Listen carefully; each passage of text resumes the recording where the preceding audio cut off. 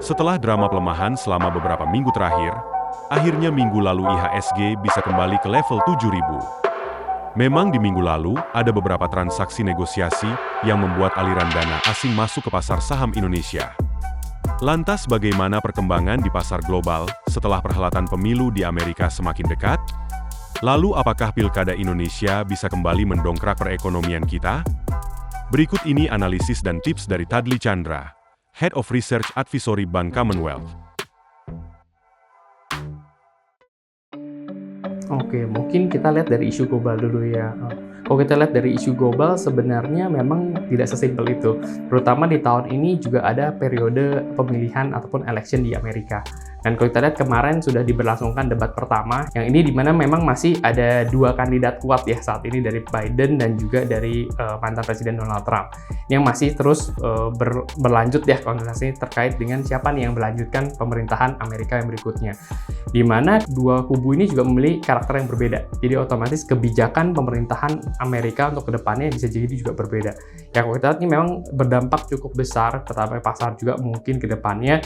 Dimana selain itu faktor yang lain yang kita perlu lihat secara global itu terkait dengan kebijakan suku bunga Fed.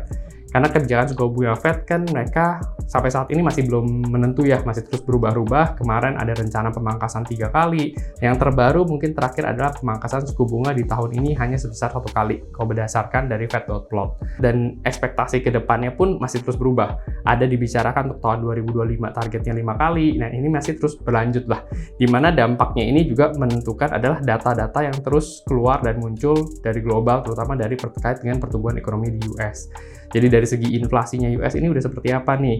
Kelihatan kemarin mungkin sinyalnya sudah mulai menurun, tapi ternyata quite sticky gitu, tetap tinggi sehingga menyebabkan Fed terakhir ini adalah higher for longer. Kembali lagi mereka menyatakan adalah suku bunga akan tetap tinggi untuk waktu yang lebih panjang.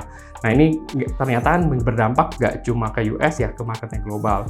Dimana kalau kita juga lihat suku bunga ini mungkin faktor utama ya, tapi yang mempengaruhinya ini nggak cuma dari kondisi inflasi di Amerika. Inflasi Amerika pengaruhnya tadi dari election, pemilihan, dan juga tensi geopolitik yang sampai sekarang masih terus berlanjut. Dari yang sebelumnya Rusia dengan Ukraina ya, terus sekarang kondisi Timur Tengah yang sempat mereda, terus berlanjut lagi ya, kondisi sekarang mungkin ada tambahan antara Israel dan juga dengan Lebanon ya, dengan kelompok Hezbollah ini yang mungkin sekarang lagi agak sedikit memanas. Jadi kita lihat memang banyak dampak-dampak ataupun faktor-faktor yang terus mempengaruhi inflasi dan juga recovery ekonomi secara global akibat dampak COVID yang sebelumnya. Jadi sebenarnya memang masih berproses recovery, tapi ternyata dampaknya cukup banyak kan ke depannya.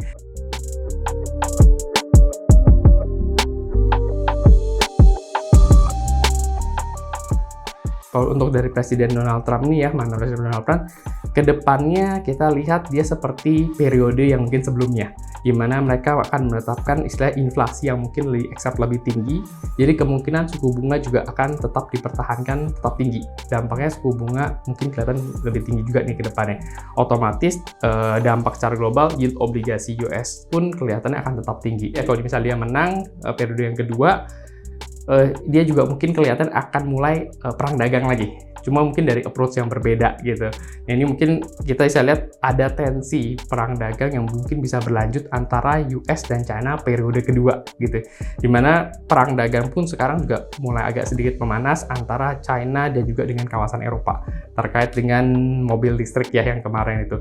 Jadi ini pun masih berlanjut, mungkin lagi berdiskusi. Kita lihat perkembangannya lebih lanjut seperti mana. Karena memang selain itu ada risiko dampak daripada perang dagang ini juga. Kalau tereskalasi lebih lanjut ya berdampak pada pertumbuhan ekonomi secara global.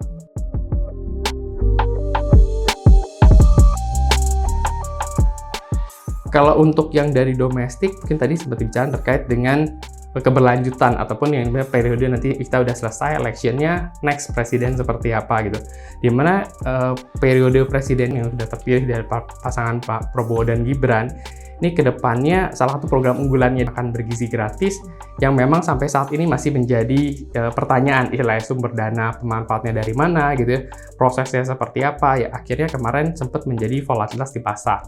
Jadi kita terakhir mungkin terbaru sedikit ditenangkan terkait dengan pendanaan dan dilakukan secara bertahap ya, mulai dari budget tahun 2025 yang dianggarkan kurang lebih sekitar 71 triliun untuk makan bergizi gratis ini untuk awal, dan juga meyakinkan pasar bahwa dari segi rasio utang akan tetap dijaga sesuai dengan undang-undang di bawah 60%. Dan juga terkait dengan defisit gitu, defisit juga akan tetap dipertahankan di bawah 3%. Nah, ini akhirnya mungkin kemarin cukup menenangkan pasar di kondisi.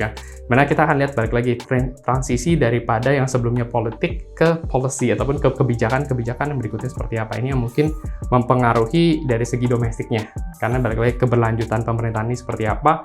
Namanya pemerintahan baru biasanya akan ada kebijakan-kebijakan baru dan juga untuk memenuhi janji-janji politik yang sebelumnya.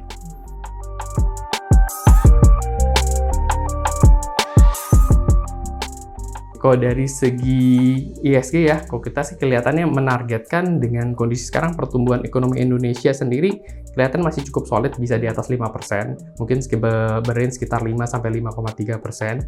Sedang dari segi yield obligasi dengan kemarin Bank Indonesia menaikkan suku bunga sebesar 25 basis dan stance kebijakan daripada Bank Sentral US itu mempertahankan suku bunga ya kelihatannya dalam waktu yang lebih cukup tinggi, dalam waktu yang lebih panjang. Kemungkinan yield akan berkisar kelihatan sekitar 6,8 sampai sekitar 7. Dengan tendensinya kalau ternyata memang Fed mengangkat suku bunganya satu kali, mungkin bisa agak sedikit turun sekitar 6,5 sampai 6,8 untuk target yield ya. Dan kalau untuk equity market, karena kita melihat sebenarnya dari segi pertumbuhan itu cukup bagus, tapi dari segi sentimen yang mungkin saat ini masih dipengaruhi sentimen faktor global. Itu kalau kita menargetkan sebenarnya masih tetap sama sekitar 7.400 sampai 7.800 yang optimisnya. Tapi mungkin untuk kondisi sekarang lihat perkembangan lebih lanjut, kita mungkin ambil base-nya dulu sekitar di 7.400 untuk akhir tahun dengan dukungan salah satunya nanti ada pemilihan pilkada ya. Pilkada di bulan November, di tanggal 27 November, yang biasanya ini juga mendukung pertumbuhan ekonomi yang kita bisa lihat dari pertumbuhan kuartal pertama kemarin. Dari pemilihan presiden itu ekonomi kita di kuartal 1 bertumbuh 5,11%. Sedangkan ini kan akan terjadi di kuartal ketiga dan berlanjut di kuartal keempat ya. Dan kemungkinan kita lihat juga otomatis mungkin bisa mendukung pertumbuhan untuk kuartal ketiga dan kuartal keempat untuk tetap berada di atas 5% juga.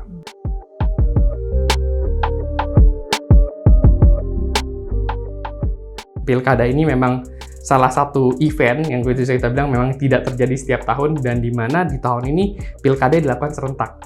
Jadi otomatis mungkin kita bisa lihat pesta demokrasi yang dilakukan cukup besar di tahun ini, di tahun 2024 ini ada pemilihan presiden dan ada pemilihan pilkada gitu. Jadi mungkin kita bisa melihat consumption ataupun dari domestiknya sendiri, konsumsinya ini biasa meningkat, dan dari dana kampanye yang akan mengalir lah ke masyarakat, balik lagi untuk mendukung konsumsi dan pertumbuhan ekonomi di tahun ini.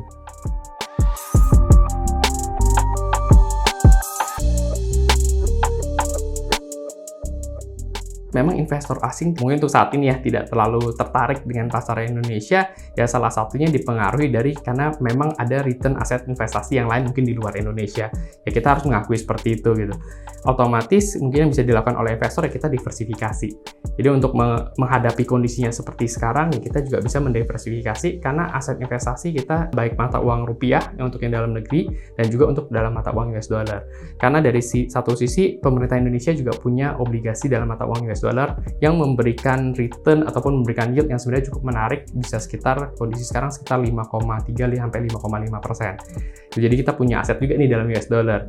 Meskipun kalau kita lihat pasar domestik kita seperti apa, pasar domestik sebenarnya kondisi sekarang ini cukup menarik. Dari satu sisi valuasinya cukup bagus, pertumbuhan ekonomi itu sebenarnya tetap ada, bahkan diperkirakan di atas 5%, tapi memang tidak terlalu diminati oleh investor asing karena tadi dia masih melihat aset yang lain lah, istilahnya aset yang di luar yang memang terlihat lebih menarik. Dalam rupiah kita lihat dari valuasi yang menarik, tapi kita juga ikut juga di aset-aset ke dalam US dollar yang memang masih diminati oleh investor asing pada saat ini. Diversifikasi seperti tadi ada obligasi US dollar ya, Indon itu dalam mata uang US dollar, yieldnya kurang lebih sekitar 5,3 sampai 5,5 untuk yang Indonesia punya. Terus kalau untuk seperti kita juga punya reksadana ya, reksadana US dollar yang berinvestasi ke pasar di luar negeri yang berkonsep syariah gitu. Jadi itu otomatis bisa juga dilakukan atau dimanfaatkan untuk diversifikasi. Ada yang pasarnya mungkin di Amerika, ataupun kita lebih suka misalnya kalau Asia, karena memang valuasinya balik lagi cukup menarik untuk pasar Asia, terutama pasar China, bisa dilakukan juga diversifikasi ke sana.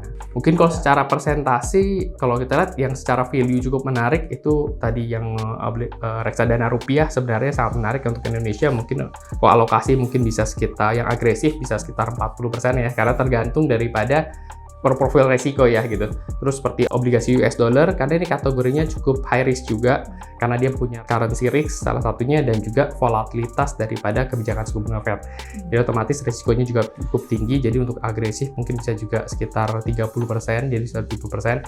Sisanya mungkin mau yang lebih konservatif, ya mereka ngambil ke obligasinya rupiah, yang seperti di FR gitu. Terus kalau mungkin mau exposure ke luar negeri, ya mungkin ambilnya sekitar 10%-annya aja, sampai 20 gitu.